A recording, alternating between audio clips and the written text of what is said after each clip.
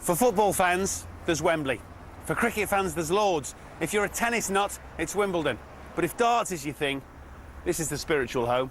Welcome to the Circus Tavern.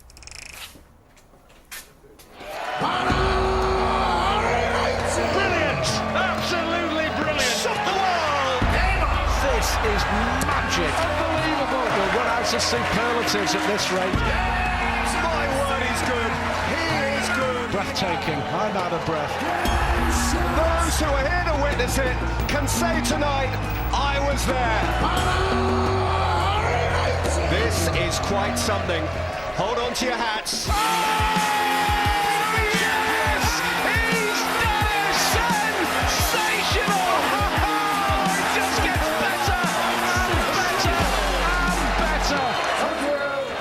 Darting heaven.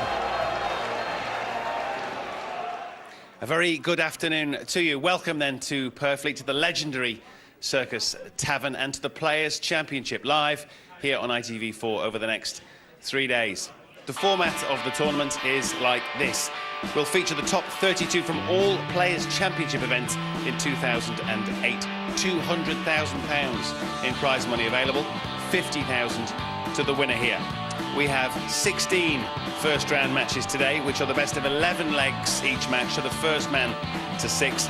The second round tomorrow afternoon, and also that is the best of 11 legs, with the quarter-finals Saturday evening and the semis and the final on Sunday.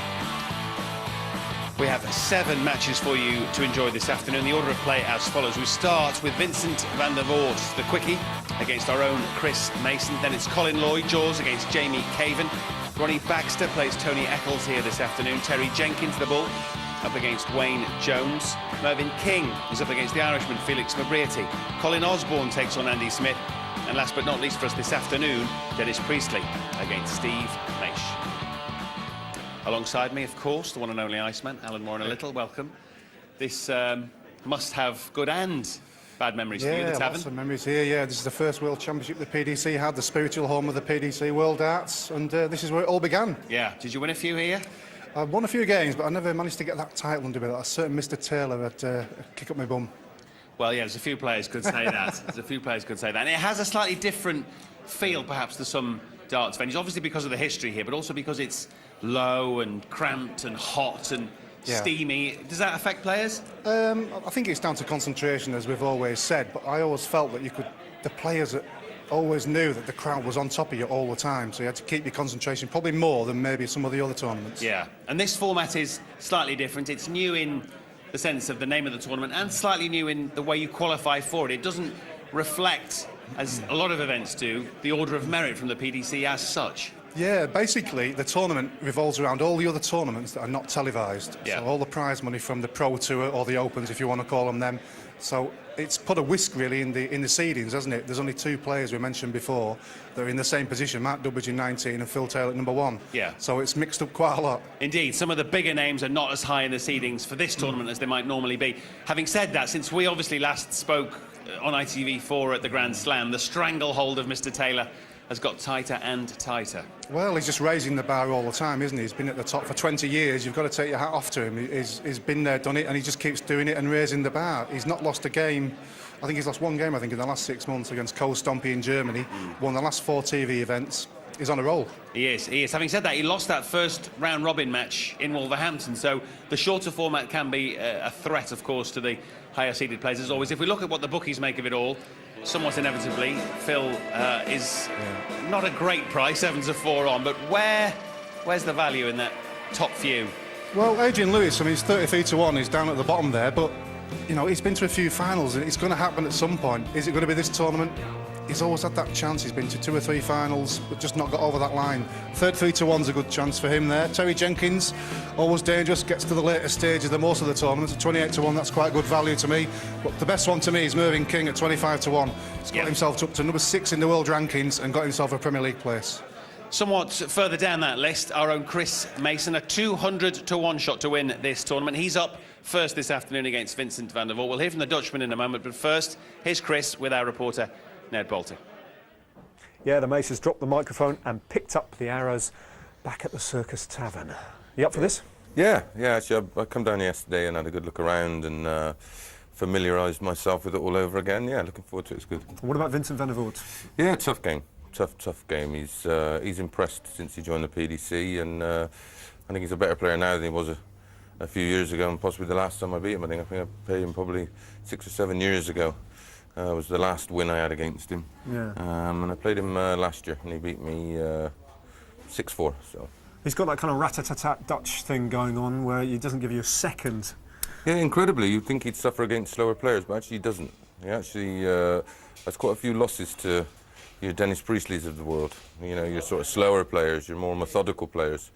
So I've actually been practicing my game, speeding it up a little bit, because I don't think he plays as well playing someone who tries to get his tempo going. And presumably your game plan over the weekend is just avoid your duty in the commentary box and avoid having to sit next to them. Make sure my stats are right. I think that's the most important thing. No, I've prepared as the same as I prepare for any other tournament, and I'm looking forward to it. I mean, obviously that is my priority is to win that game, and a possible encounter with Van Gerwen or Taylor, which easy. Yeah, it's like waiting to go to be hung, I think, or the electric chair or something. I'm not quite sure.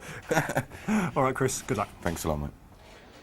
Likes to give us something to think about on the shirt front, always does Chris. A nod to maybe, I don't know, Stone Roses, Jackson Pollock with that one, we shall see. That is Mr. Mason. His opponent this afternoon, the Flying Dutchman, Vincent van der Voort. He's also had a word with Net. Yes, Matt, here is Mace's opponent. First up today, not only one of the tallest men on the... Are you the tallest man, absolutely, on the circus? I don't know. You've got to be close. Probably, yeah. But also definitely the fastest. You're the fastest player, aren't you? I don't know. Oh, I think so, yeah. I think the stopwatch would probably tell the story. Why have you always played like that? I mean, Yeah, I'm playing on rhythm, not aiming too much. And trying to get a good feeling in it. But don't know why. I'm playing since I was 7, 8 years old. So. And have you ever tried stepping back and taking, more time over, and it just doesn't work for you? No, of course. You train sometimes, and you want to be a little bit slower, and it doesn't work for me. Really. Yeah. Is it something that damages your opponents psychologically? I mean, do you use it to your advantage as a weapon? Because it can be very difficult to play against you. To be quite honest with you, and don't start to play as fast as I do to use it as a weapon, but now it is, so you try to make your advantage about it. Yeah. And some people are very slow, some people are very fast. And I'm a fast player, so I can nothing do about it. So just play my game. And so does it bother you if you're playing against a very slow opponent because you just want to get on and keep your rhythm, and he's deliberately slowing you on? It used to, yeah, of course. A couple of years ago, I had a very tough time against slower players, but now I don't. So many people try to slow me down that you get used to it, and now it doesn't bother me anymore. Yeah, word has it, and I don't want to reveal any tactics, but Mace has been practicing speeding up his game. He thinks it might work in his favour. He's speeding up his game. I think that's good for him. I really don't. It's all on the day, really. If you speed up and you don't think it's working, you slow down, and it's just you have to hit the big scores and hit the doubles. And that's all that counts. And on your day, and you're a confident man anyway. You're confident about this match, and of course, if you're not confident, then it will be a week. And I feel very strong, so I'm looking forward to it. Excellent. Well, enjoy it. Cheers. Thank you. That is Big Vincent, who, as you can see, just fits under the roof tiles here at the tavern, which gives you a sense of the dimensions, the closeness of it all here at the tavern.